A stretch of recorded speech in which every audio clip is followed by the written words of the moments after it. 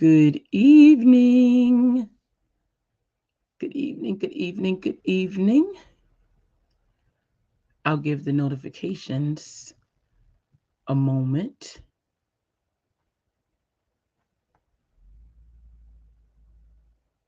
to go out.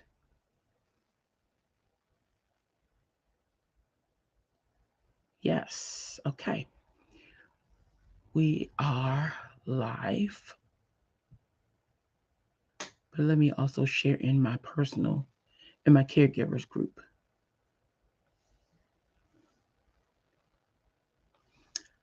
So, yes. Good evening, everybody. As you know, you can read on the top. But my name is Taraline Campbell, and I am known as the caregiver to caregivers.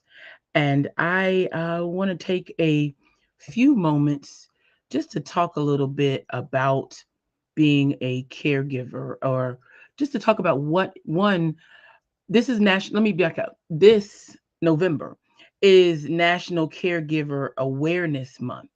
Yeah, there is such a thing. November is National Caregiver Awareness Month. And so I want to just talk briefly about what that means, what that is, because I know that some people don't know what a caregiver is. Sometimes people believe that you must actually live with the individual, or the individual must live with you in order for you to be a quote unquote caregiver. But that's not the case. And I was a caregiver personally for my mother, my grandmother, my godmother, and they did not live with me. However, according to AARP, and I'm going to read this so that I have it correct, um, because in reading this story of someone who said, they said, at the time, I didn't think of myself as a caregiver, but I now know that I was. And so part of what I do, in addition to supporting caregivers, engaging caregivers, is I also like to bring awareness and bring a voice, to give voice to caregivers. And so in sharing this piece that I read in from AARP that came into my email yesterday, I want to share this with you. It says family caregiving takes many shapes. If you do any of the following for a loved one, you are a family caregiver. And again, November is National Caregivers Awareness Month. So if you do any of the following, if you help with meals, bathing, dressing, grocery shopping, providing transportation, doing laundry, doing chores, running errands, if you take care of your loved one's finances, I did that. If you're providing companionship and emotional support, I did that. If you're advocating for your loved one, I did that. If you're managing medications and medical appointments, I did that. Even before she went into a nursing home, before my mom went into a nursing home, I did those things. If you're assisting with mobility, did check. So for many people, we doing multiple caregivers did multiple things.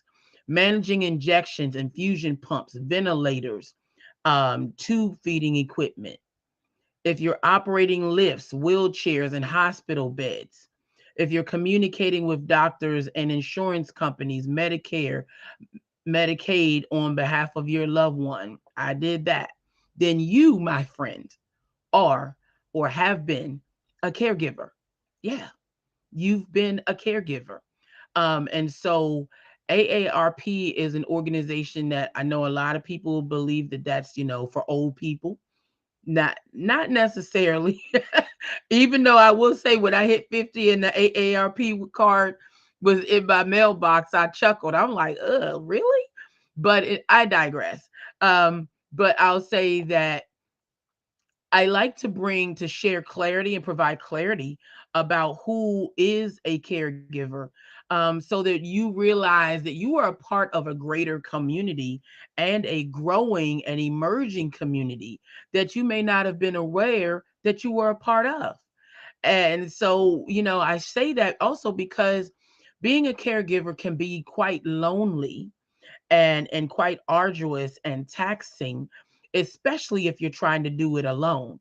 Whether you're an only child, whether you've got siblings, again, being a caregiver takes on many tasks, many responsibilities, many forms, many shapes. Some people do it for the love of the loved one. Other people do it as a career. I also know some paid caregivers. I do a virtual show, podcast, or whatever you want to call it, um, called Convos with Caregivers, and one of my upcoming guests will be someone who is a paid caregiver.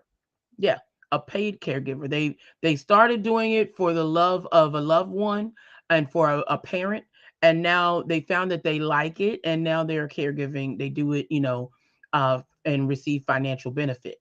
So but I wanted to share that backstory about who caregivers are, the definition of caregivers. If you have physical, financial, emotional support responsibilities, then you are a caregiver. And that is a segue to the fact that on this Saturday, I am going to be hosting a virtual prayer time of prayer, especially for caregivers. So I wanted to set it up like that so that you know that if you're watching this and you fall into any of those categories and you're a caregiver, then Saturday's prayer is for you. It is especially for you. Even if you are not a caregiver, but you may know someone who is a caregiver. Perhaps your sibling is, perhaps someone else in your family is a caregiver. I invite you to join us for a time of prayer as we pray and we intercede on behalf of those who have caregiving responsibilities. Yes, because it is a very challenging yet rewarding. Most 95% of the caregivers that I know personally say it is very challenging. It can be grueling, it can be so much, it can be depleting, it can be so many things. At the same time, many of us would not trade the time that we had with our loved ones or have, present tense, with them for anything, because it is a labor of love. For me, particularly with my mom, my grandmother, I particularly the 7 years that I cared for my mother, I shared at her homegoing service that Romans 12 came to mind. It was my reasonable service. Yeah, it was my reasonable service. I served my mother. I served the woman who gave me life. And although it was challenging, it was my reasonable service. And so as I now has God has birthed this ministry, uh for me to support caregivers, I asked the Lord about 2 months ago what I should do for during National Caregivers Awareness Month. And the Lord said, host a time of prayer.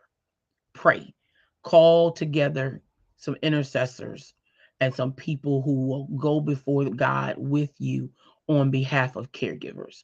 And so we're going to pray about some topics that are of concern to caregivers. So that's why I say again, if you are a caregiver, Saturday morning, 8 a.m., you can watch right here. If you're seeing this now on my Facebook page, on my YouTube channel, Taraline Campbell YouTube channel, my ministry page, Evangelist Taraline Campbell, any of those platforms. If you're in my Caregivers Connect support group here on Facebook, you can view this time of prayer on Saturday, 8 a.m.